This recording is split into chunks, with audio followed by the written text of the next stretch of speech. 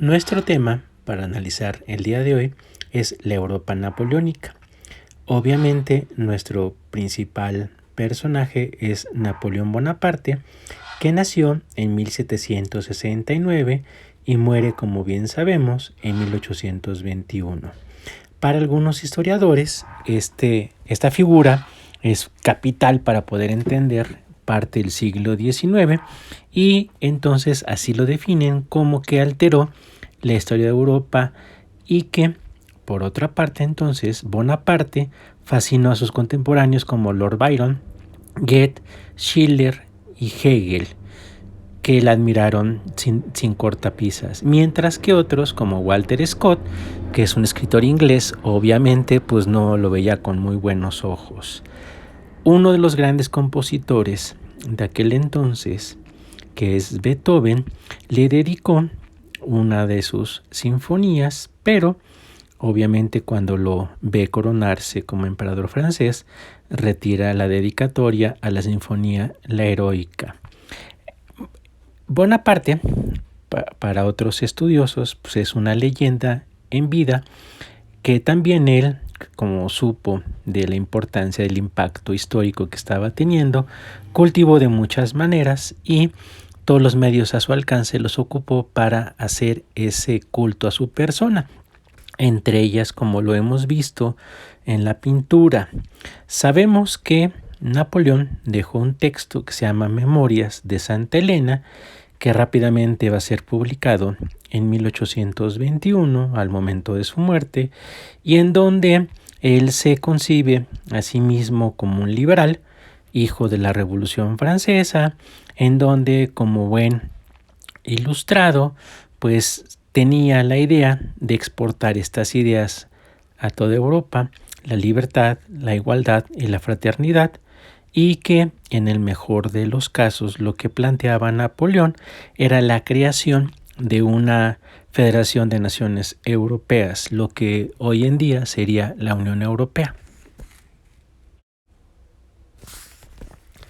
Napoleón Bonaparte es una personalidad en extremo contradictoria, tiene claros oscuros, muchos matices, es un hombre salido de la propia revolución, donde era oficial de artillería, de aspiraciones políticas jacobinas, donde a veces tenía el poder, a veces no, pero en el directorio de 1795 a 1799, el principal líder, que es Barras, le propone hacer una campaña tanto en Italia como en Egipto, lo que le da entonces el mando del ejército francés en Italia y en Egipto. Vemos también que Napoleón llegó al poder mediante un golpe de estado en el año de 1799, en el calendario francés es el 18 Brumario, y que hace el consulado, va a ser cónsul de 1799 a 1804 y emperador de los franceses de 1804 a 1814. Lo que vemos que es un tipo de gobierno apoyado en el ejército que lo dotó de una nueva aristocracia. Obviamente lo que tiene es la idea de exportar la revolución. Sabemos por algunas descripciones de los contemporáneos, pues que tiene una talla corta, había que ver qué es una talla corta, un cuerpo robusto, lo que le hace en extremo que tenga capacidades de liderazgo, es muy inteligente, tenía una memoria extraordinaria, sabía mucho los nombres de las personas, después de no haberlas visto por algún tiempo, es colérico, impaciente, para otros con estos claros oscuros puede ser vacilante, depresivo, no tiene principios morales ni religiosos. Todo esto lo han dicho los estudiosos de este Napoleón, que por cierto viene siendo uno de los personajes en la historia del que más se ha escrito. Hay novelas, hay biografías, en fin, nadie se compara a Napoleón en cuanto a el tema de estudio de algunos ilustrados. Bien, entonces Napoleón lo que hace es, más bien Napoleón, si lo podemos analizar, Ya con el reposo de este siglo XXI, pues lo que podríamos ver que lo que hace Napoleón, que le interesaba más la gloria, ambicionaba la gloria, no tanto el poder, ni encumbrarse, sino la gloria. Tendríamos que revisar qué es esto de la gloria para nosotros. Hace un momento dijimos que podíamos dividir la etapa de Napoleón en varios segmentos. Uno viene siendo pues cuando es un oficial de artillería, otro es cuando es el cónsul y posteriormente el imperio. Entonces podríamos revisar primero esa etapa del consulado, que es de 1799 a 1804. Entonces ahí lo que hace es crear los cimientos de un régimen personal. El consulado instituyó la figura del primer cónsul, del cual pues Napoleón va a ser el representante. El periodo de tiempo sería por 10 años y luego, mediante los cambios que fue haciendo, fue perpetuo. Como titular entonces del Poder Ejecutivo, compartió el poder con decretos, con el Legislativo y un Consejo de Estado designado por él mismo, y el Senado, que también estaba ahí en el poder legislativo, obviamente fue una legislatura decorativa. Bonaparte para muchos entonces se rodeó de buenos ministros. Esto es importante. Entonces, desde la época del consulado, Napoleón se rodea con buenos colaboradores. Por ahí van a escuchar algún nombre, apellido, que es Fouché, que es Talleyrand, que es otro de los grandes ministros de Napoleón, que no solamente estuvieron con él, sino también cuando regresa a la monarquía, estos dos ministros están con los monarcas. Entonces, con Fouché, por ejemplo, lo que hace Napoleón es organizar el sistema policíaco y va a ser prefecturas departamentales. Bien, en 1800 lo que también hace Napoleón, creó el Banco de Francia y por lo tanto, ya cuando hay un banco nacional, lo que hacen estos bancos es monopolizar la creación del papel moneda y el control de la circulación de los billetes. Esto sería fundamental para la economía, para la agricultura, porque con esto también pues van a hacer el control de precios. Para 1801,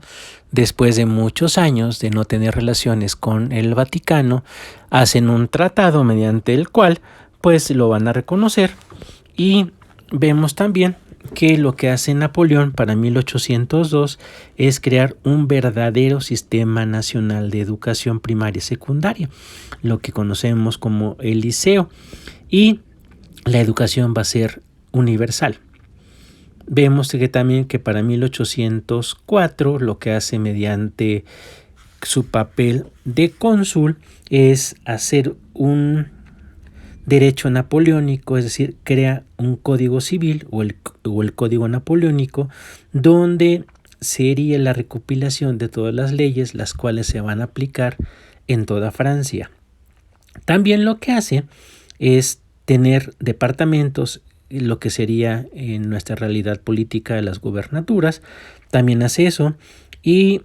de aquí, a consecuencia de todas las labores que hace Napoleón, que crea el liceo, que tenemos un banco nacional,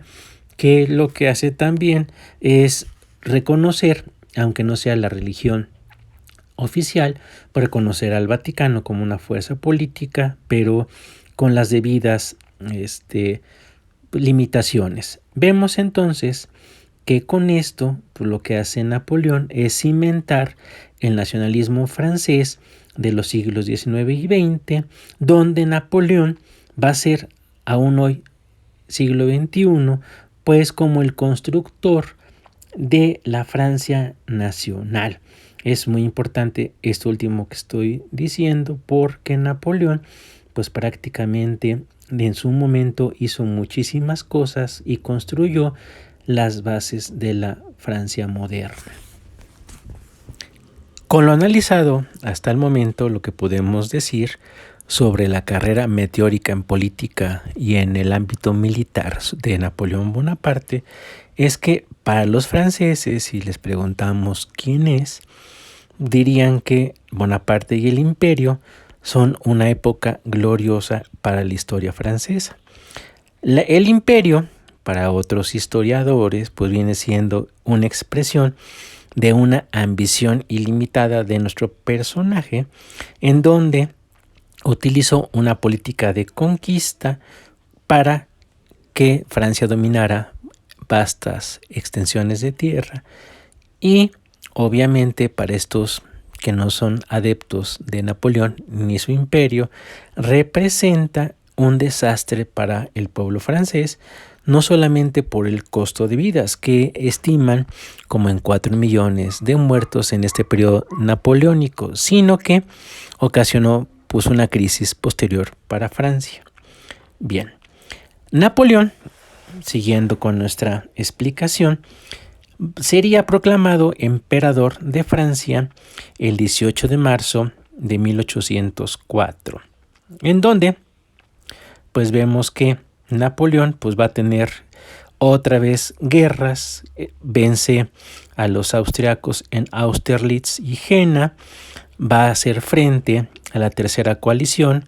que la ocupa Inglaterra, Austria, Rusia, Nápoles, Suecia, Prusia y Sajonia contra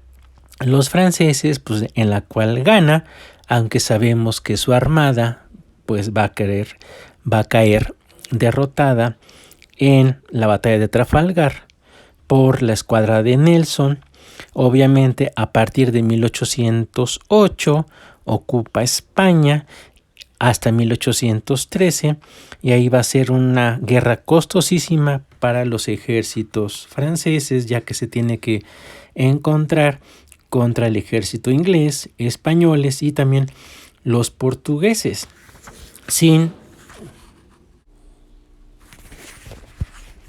Entonces lo que vemos en esta acometida en suelo español es que a Francia no le va a ir muy bien, pues vemos que el sentimiento español de unidad pues va a estar dado por el deseado, que es Fernando VII, que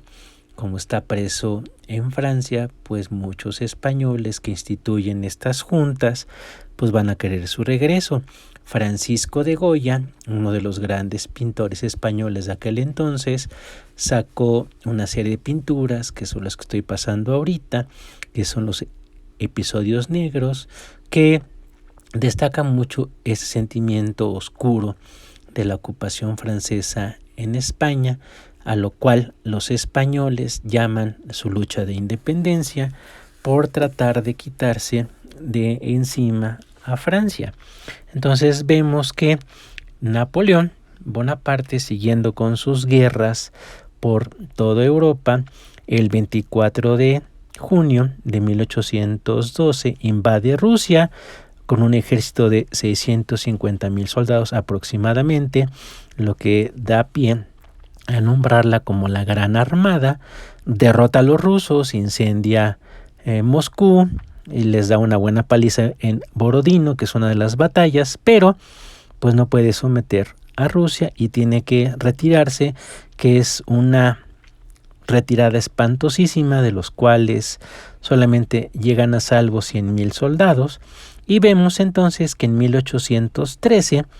va a ser derrotado por el duque de Wellington y pues Napoleón tiene que abdicar y lo van a poner en su primer cautiverio en la isla que se llama Elba. Entonces pues no se halla muy bien prisionero Napoleón en Elba, regresa, se puede escapar de la isla y regresa para ocupar el trono francés en lo que se llama los 100 días, que entonces pues vemos que Napoleón restablece, a lo mejor con un precario equilibrio, su poder, pero lo van a derrotar en Waterloo el 18 de junio de 1515 y va a ser desterrado en Santa Elena. Una vez entonces que a Napoleón lo mandan a Santa Elena, pues ya podríamos armar un bosquejo muy general de el resultado que tuvo Napoleón en el poder. Pues vemos que Francia entonces fue un imperio, obviamente, que tuvo pues reyes familiares en Italia, en Holanda, en Nápoles, y que también tuvo estados satélites como la Confederación del Rin, la Helvética, el Gran Ducado de Varsovia y alianzas ocasionales, por ejemplo, con Dinamarca y Suecia, ¿no? Entonces, lo que estamos explicando es que el imperio de Napoleón no fue una política dinástica, sino más bien una idea de un imperio nacional que obedecía a los intereses de Francia y que exportó para justificar esa ocupación militar y esas guerras que estaban exportando los ideales de la Revolución Francesa. Entonces vemos que estas guerras de Napoleón fueron guerras interesantes, no por cuestiones dinásticas, sino con ejércitos de carácter nacional. Entonces, esto será todo de Napoleón Bonaparte. Que tengan un buen día.